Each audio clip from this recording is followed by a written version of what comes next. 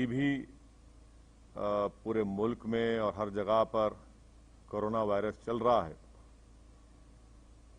और अगर polling percentage में और इजाफा होता तो और भी अच्छा होता, मगर जिन्होंने निकला अपने वोट का इस्तेमाल किया, मैं इनको मुबारकबाद देता हूं। और क्योंकि उन्होंने हमारी जमहूरियत को मजबूत करने का और जो आवाम को एक मौका मिलता है 5 साल में एक मरतबा अपने वोट को डालने का, उन्होंने उसका इस्तेमाल किया।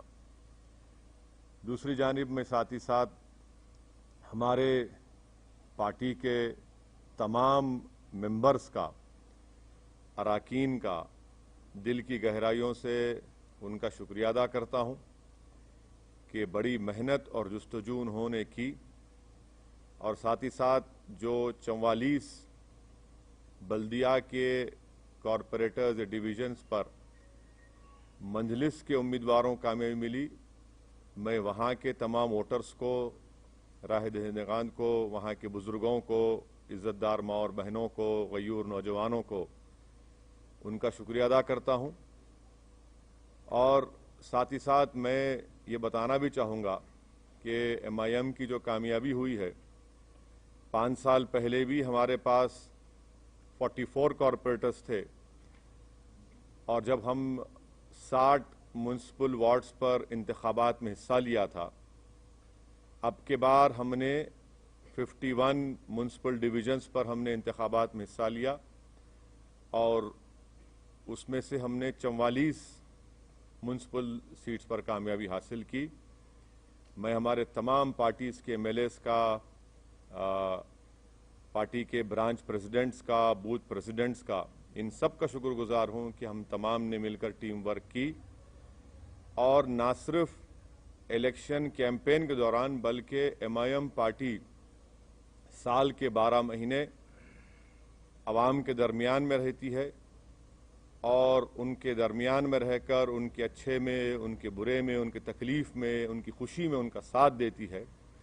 इसीलिए कि हमारा ये कांस्टेंट अवाम के दरमियान में रहना, उनसे मुलाकात करना, अवाम को दस्तयाब रहना, या जिसको अंग्रेजी में कहते हैं एक्सेसिबल रहना, वो भी हमारी कामयाबी में एक बहुत बड़ा रोल अदा किया। साथ ही साथ जब 3 महीने लॉकडाउन था, उस दरमियान में MIM पार्टी की तरफ से लॉकडाउन में गरीब आवाम की खिदमत करना, उनमें तमाम रेशन किट्स को उनमें जाकर उनको पहुंचाना घर तक, पेशेंट्स जो बीमार पड़ रहे थे उनके लिए अस्पताल में इंतज़ाम करना, और फिर जो हैदराबाद में 100 साल के बाद इतनी ज़्यादा बारिश आई, उस 2-3 दिन के अंदर जो MIM के तमाम जिम्मेदारान ने मेहनत की और बाद में हमने उनको जो रिलीफ पहुंचाया, यकीनन वो भी इसमें बहुत बड़ा रोल अदा किया। बहरहाल मैं तमाम अपने पार्टी के जिम्मेदारों का, और ये हमारी कामयाबी पूरी में हमारे पार्टी के मेंबर्स को क्रेडिट जाता है और उन तमाम वार्ड्स के वोटर्स को क्रेडिट जाता है। MIM पार्टी ने 51 म्युनिसिपल सीट्स पर कंटेस्ट किया और आप जानते हैं कि हैदराबाद पार्लियामेंट कॉन्स्टिट्यूंसी में हमने 44 डिविजन्स में से 34 पर कंटेस्ट किया और 33 म्युनिसिपल वार्ड्स पर हमको कामयाबी मिली। मैं फिर से कह रहा हूं कि हैदराबाद पार्लियामेंट्री सेगमेंट में 44 म्युनिसिपल डिविजन्स हैं, जिसमें से MIM ने 34 पर कंटेस्ट किया और 33 पर हमने कामयाबी हासिल की। ये 5 साल पहले भी ऐसा ही था। दूसरा, सिकंदराबाद में हमने 12, सिकंदराबाद पार्लियामेंट कॉन्स्टिट्यूंसी में 12 म्युनिसिपल वार्ड्स में कंटेस्ट किया और 9 म्युनिसिपल डिविजन्स पर, 9 म्युनिसिपल डिविजन्स पर अल्हम्दुलिल्लाह हमको कामयाबी मिली। वैसे ही हमने 3 municipal wards Malkajgiri parliament segment में हमने इंतखाबात में हिस्सा लिया, हमको कामयाबी नहीं मिली। 2 म्युनिसिपल डिवीजन्स हमने चिवल्ला पार्लियामेंट कॉन्स्टिट्यूंसी में हमने लड़ा और दोनों पर हमको कामयाबी मिली। तो मैं फिर से अल्लाह सुब्हाना व तआला का शुक्रगुजार हूं कि परवरदिगार ने हम पर बहुत बड़ा रहम और करम किया और हमारी पार्टी को इन गरीब आवाम की दुआओं को कबूल किया और हमको कामयाबी से हमकिनार किया। हमारे जो 44 सीट थे, अल्हम्दुलिल्लाह हमने उसको रिटेन किया और जो 7 म्युनिसिपल वार्ड्स पर हमको कामयाबी नहीं मिली, उसके ताल्लुक से हम लोग बैठेंगे, बात करेंगे। मगर मैंने हमारे तमाम जीतने वाले जितने भी नए नौ मुंतखब शुदा या न्यू कॉरपोरेटर्स हैं, उन सब से मैंने बातचीत की है और उनसे मैंने कहा कि भाई साहब, कल से आप लोग तमाम अपने काम का आगाज़ शुरू कर दीजिए। हमने जो आवाम से वादे किए थे उसको पूरा करने का कल ही से वक्त शुरू होता है। और साथ ही साथ मैं बताना ज़रूरी समझता हूँ आप तमाम को कि पुराना पुल डिवीज़न से राजमोहन चौथी मरतबा MIM पार्टी के म्युनिसिपल कॉरपोरेटर के तौर पर जीते हैं। कारवान से हमने स्वामी यादव को टिकट दिया था, राजेंद्र यादव साहब की जगह पर, उनको कामयाबी मिली। तो ये हमारी परफॉर्मेंस था जिसको मैं समझता हूं कि मैं इससे मुतमईन हूं। और हमारा जो, अगर आप बोलेंगे कि स्ट्राइक रेट है 51 म्युनिसिपल वार्ड्स में, ये हमारा मैं समझता हूं कि सबसे बेहतरीन स्ट्राइक रेट रहा है। अब आपका जो बुनियादी सवाल होगा कि बीजेपी भी जीती, यकीनन बीजेपी जीती है और ये अवाम का फैसला है। और हमारी कोशिश ये होगी कि हम जमहूरी तरीक़े से बीजेपी से मुकाबला करेंगे और हमको पूरा यकीन है कि इनकी बढ़ते हुए कामयाबी के कदम को इंशाअल्लाह ताला हैदराबाद की आवाम, बल्कि पूरे तेलंगाना की आवाम इसको रोकेगी। और मुझे ये भी कहना पड़ेगा कि तेलंगाना में जब असेंबली के इंतखाबात होंगे, आप देखेंगे कि इंशाअल्लाह ताला ये बीजेपी की जो कामयाबी है, वक्तिया कामयाबी है, ये उस वक्त तक इतनी कामयाबियां इनको नहीं मिलेंगी। और मुझे अवाम का फैसला है, हमारी क्या बोलना चाहिए, हमारी ख्वाहिश के बरक्स फैसला आया बीजेपी की हद तक। मगर MIM पार्टी को तो मैं समझता हूं कि हमने तमाम बड़ी मेहनत की और उसका नतीजा हमको अल्लाह सुब्हाना व तआला ने और हैदराबाद की आवाम ने हमको दिया है। शुक्रिया। सर, आप जब लोकसभा चुनाव में 4 सीटें बीजेपी जीत के आई थी, उस समय भी आपने कहा था कि ये वक्तिया कामयाबी है। फिर उसके बाद ये कामयाबी नहीं, देखिए, देखिए आप ये बात कह रहे हैं, मैं इसलिए निकाल रहा हूं कि जरा वो आंख पे, तो निजामाबाद में म्युनिसिपल इलेक्शन हुआ, बीजेपी का MP है वहां पे, कितनी सीटें MIM जीती?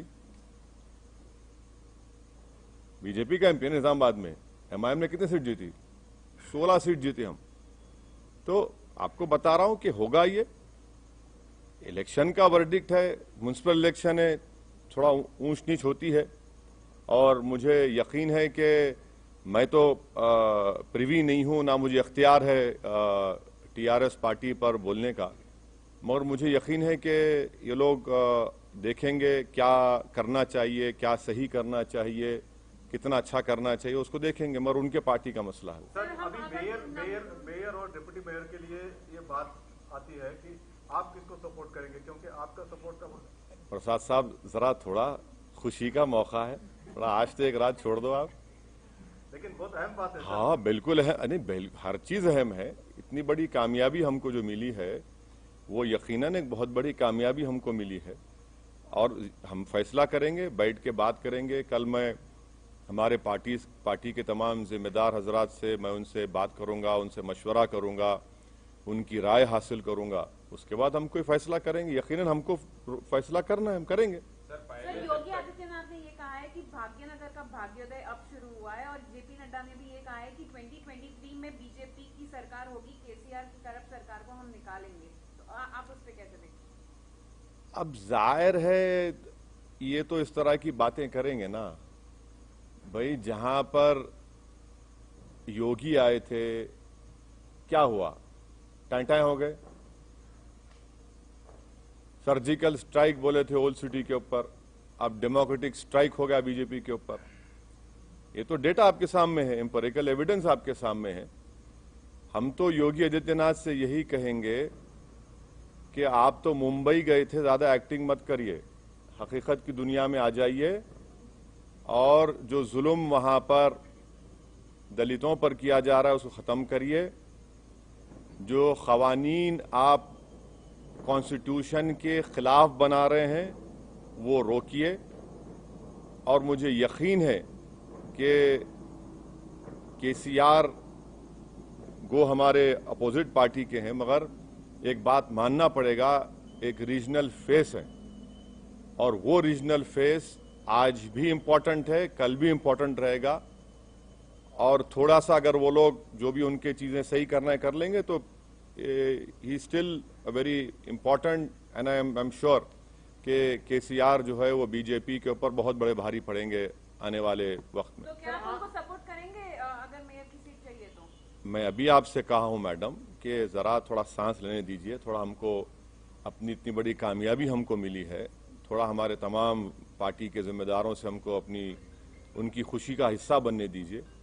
और कल सुबह में हम तमाम पार्टी के हमारे जिम्मेदारों से, एमएलएज हैं, एमएलसीज हैं, सीनियर हमारे पार्टी के लीडर्स हैं, उन तमाम से बात करेंगे, मशवरा करेंगे और जो भी फैसला होगा आप तक पहुंचाएंगे। सर, आपने अपने घर हैदराबाद से अपील की थी जब चुनाव प्रचार कर रहे थे कि बीजेपी को यहाँ पर कंप्लीटली रिजेक्ट किया जाना चाहिए, लेकिन हाथी के घर में बीजेपी नंबर कहाँ देखिए, आप लोग नेशनल चैनल पे आपको बड़ी मोहब्बत हो गई असदुद्दीन ओवैसी के, ओवैसी के घर में। मेरे घर में कौन जीता? हम तो कह रहे हैं कि मेरे अंगना में तुम्हारा काम ही नहीं है। अरे ना, आप देखे सुनिए, आप बताइए, चलिए मेरे घर में कहाँ जीते? नहीं, आप नहीं, सुनिए एक बात सुनिए। आप जब कह रहे हैं तो आप बताइए कौन सी जगह पर। हम तो जहां योगी गए वहां हराए, जहां अमित शाह आए वहां हारे। आपने कहा था पुराने शहर में सर्जिकल स्ट्राइक करेंगे, हमने कहा डेमोक्रेटिक स्ट्राइक करेंगे, डेमोक्रेटिक स्ट्राइक हो गया। अब नेशनल मीडिया को बीजेपी के बाजा बजाने का इतना शौक है तो बजाइए आप, मगर हमारे कंधे पे रखकर बाजा मत बजाइए। आप खुलकर कहिए कि हम बीजेपी की बैंड पार्टी हैं, हम बाजा बजा रहे हैं। हम आपसे कहना चाह रहे हैं कि हमारे घर में बीजेपी का जो पोजीशन था वो क्या है आप देख लीजिए। हम आपको फिर से कह रहे हैं कि हैदराबाद पार्लियामेंट सेगमेंट में 44 म्युनिसिपल डिविजन्स हैं। 5 साल पहले भी हमने 34 पर लड़ा था, 33 जीते थे। इस बार भी हम 34 लड़े हैं, 33 जीते हैं। अब आप बताइए, आप लोग तमाम माशाल्लाह से आइंस्टाइन के करीबी दोस्त हैं, मैथमेटिक्स में आप लोग बहुत अच्छे हैं, हम तो वीक हैं, इसीलिए हम पॉलिटिक्स में। आप बता दीजिए कि ये नंबर सही है गलत है। सर आप हमेशा हैदराबाद और तेलंगाना की जो फैब्रिक है, गंगा जमुनी तहजीब है, उसकी वकालत के मद्देनजर आप बीजेपी और फिरका परस्त ताकतों को रोकने की बात करते रहे हैं। उसी के मद्देनजर आप केसीआर को भी सहयोग करते रहे हैं कई चुनाव में, मतलब लोकसभा और विधानसभा में। तो इसमें तो नहीं था ना कोई अलायंस हमारा? नहीं, इसमें नहीं था। तो क्या थैंक यू। बीजेपी को रोकने के लिए जैसे आप वकालत करते हैं तो क्या आगे हाथ मिला सकते हैं? क्योंकि जो ये आंधी है, जैसा बीजेपी, आप आंधी बोलते? हाँ, बीजेपी आसमान देखिए कितना साफ है, इतना अच्छा मौसम है ना, हवा देखिए। सुनिए, ये लफ्ज आंधी का क्या मतलब? अरे भाई, अगर आंधी होती तो एमएलसी क्यों हार गए महाराष्ट्र में? महाराष्ट्र में हार, अरे ठीक नहीं जी, अरे भाई आवाम का फैसला है, मगर जरा अल्फाज का इस्तेमाल जो है ना, जरा उसके ऊपर देख कर करिए। आंधी कहाँ आंधी है भाई? अरे भाई, तूफान आपके सामने बैठा हुआ है, आप कहाँ आंधी की बात कर रहे हैं? सर, अब चार मीनार की तो बात हो गई, क्या आप कोलकाता के हावड़ा ब्रिज पर कूच करेंगे सर? नहीं, इलेक्शन लड़ना तो प्रसाद साहब मेरे लिए जरूरी है। मैं जब तक जिंदा रहूंगा मैं इलेक्शन लड़ता रहूंगा और मुझे